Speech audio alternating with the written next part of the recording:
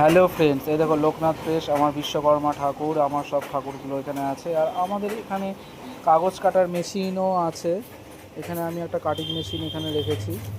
এখানে কাটিং মেশিনের উপরে যে অন্নপ্রাশনের কাঠটি রয়েছে সেটা কীভাবে মেশিনে প্রিন্টিং হয় সেটা আমি তোমাদেরকে দেখাবো।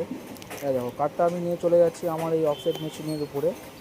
এই অফসেট মেশিনের উপরে আমি রেখে কাঠটাকে সেট আপটা তৈরি করে কাঠটা প্রিন্টিংটা শুরু করব।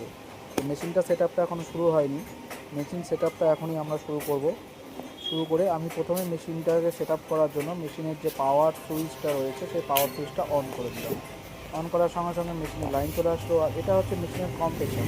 কম্প্রেসার মানে হচ্ছে এটা হাওয়ার মাধ্যমে কাগজটাকে মেশিনের মধ্যে প্লেস করা হবে।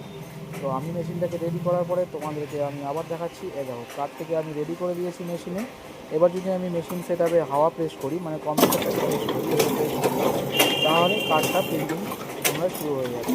এখন মেশিনটাকে আমি অন করলাম।